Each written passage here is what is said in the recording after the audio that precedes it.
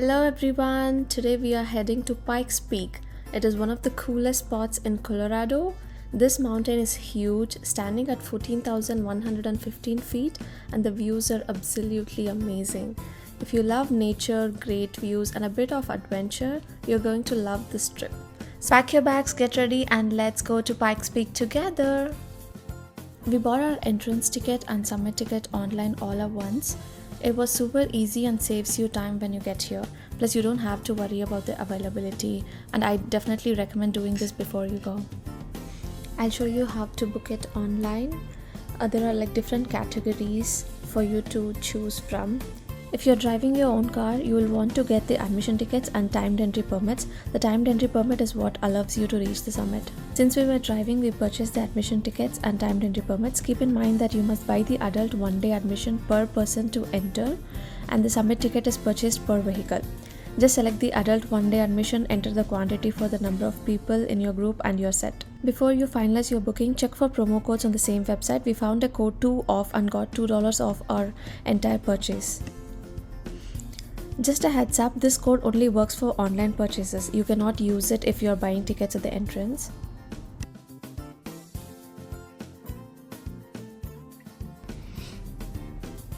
Once you have entered the code, you can click on add, and now you can see that it was $15 and there is a $2 discount and we got it for $13. Now you can click on the checkout. Here it also gives you an option if you want to buy other tickets, and if you have an account you can log in, or you can do a guest checkout and do the payment. I've created an account, so I'm just logging in using my credentials and clicked on login. Now we can click on the checkout button and enter the card details, and we can purchase the admission ticket as well as the summit ticket. After successful payment, you will get a confirmation page with all the instructions. It's a pretty simple process, and getting everything done online makes your trip smoother. We grabbed a map at the entrance and it was really helpful. It shows all the markers on the mountain, plus you can also easily spot all the miles and elevation gain as you go. If you want to make the most of your visit, definitely keep this map handy. Current elevation is 8,000 feet above sea level. Right now we are here at point B, which is the camera point. You can see the view.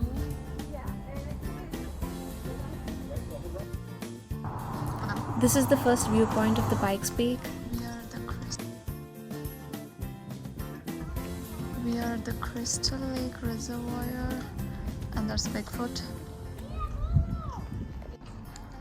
At the 6th mile mark, you will see the Crystal Reservoir.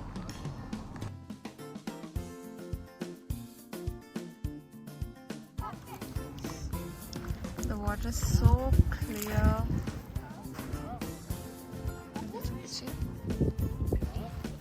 You can do fishing or get your kayaks or paddleboard here, and Pikes Peak over there.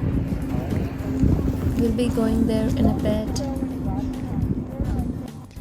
At the Crystal Lake Reservoir, the elevation is 9,377 feet, and we'll be going to the Pikes Peak summit, which will be at 14,110 feet.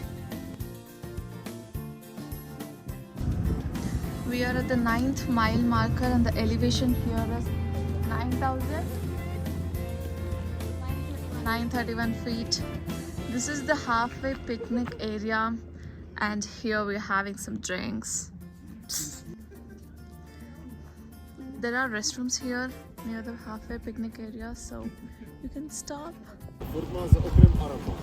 We are here at the Glen Crow Visitor Center, and it's almost around 11,000 feet elevation, and the oxygen levels are reducing, so you can see no trees above.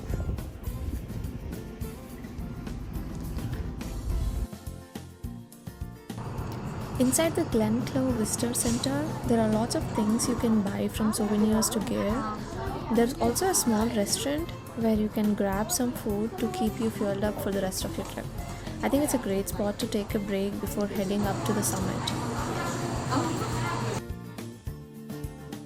If you don't have your summit pass, no worries, you can park your car here and take a shuttle that goes all the way to the summit. I think it's a great option if you didn't grab a pass ahead of time or just want to enjoy the ride up.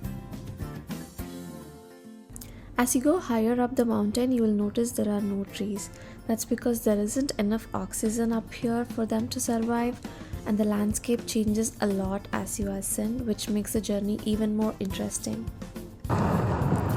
As you drive up Pikes Peak, it feels like you're leaving the world behind and heading straight into the clouds.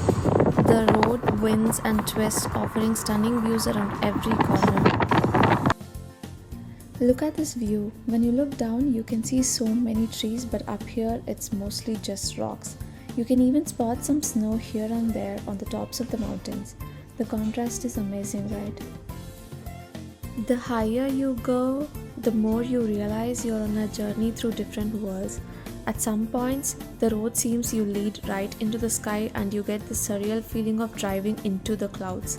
It's like you're on the edge of the earth with nothing but the vast open sky above you. The air gets cooler and the landscape becomes even more barren, but the views are worth it. You can see for miles with mountains stretching out as far as your eye can see. It's a drive that's both thrilling and peaceful, and the sense of accomplishment when you reach the summit is something you'll never forget. We reached the 19th mile mark at the Pikes Peak.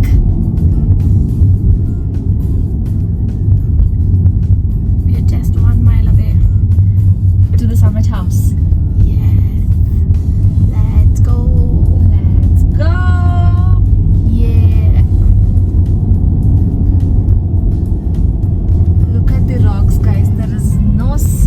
Plant, no single tree,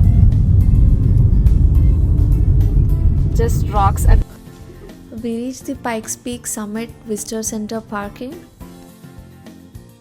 There is a visitor center and a small restaurant on top of the summit, and the visiting center hours are 8:30 a.m. to 5 p.m. Wow, look at these views. The mountains just keep going and going and going. I could probably stare at this all day. And the air up here, it's so fresh, it feels like I'm breathing in pure mountain goodness. And you know what? I'm definitely coming back here in the winter. Imagine this place covered in snow. It must look like a winter wonderland. The mountains, the trees, everything covered in snow. Can you imagine? It would be magical. I can already picture it. Maybe next time I'll bring a sled, some hot coffee, and just soak in the snowy vibes. We could see some snow here and there on the summit. You can also ride this train to get onto the Pikes Peak. Let's ask an engineer about the details. Hi, can you tell us a little bit about this train ride and where it starts from? Yeah, we start down in Manitou Springs. Oh, okay. It's an 8.9 mile ride. It's about a 3-hour round trip ordeal. Okay.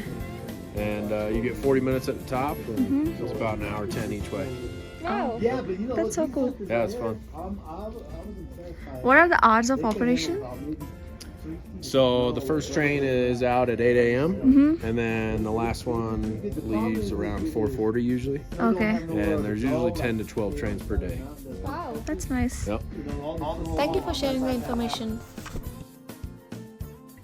Don't forget to stop by the Pikes Peak Summit board for some great pictures. It's a perfect spot to capture the moment and get that iconic shot to remember your trip. We are now heading back down the mountain. Just a quick tip, it's a good idea to put your car in the first or second gear on the way down.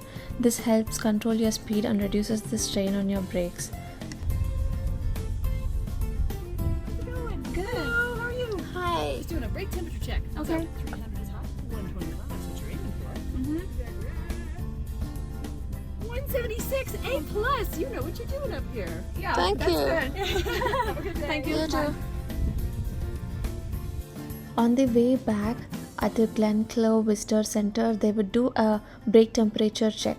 If it is above 300, they wouldn't allow you to go down. They would ask you to wait for 5 or 10 minutes to cool down the brake temperature, and you can then proceed. This is the end of my vlog. Thank you for watching my video. Please like, share and subscribe if you liked my video.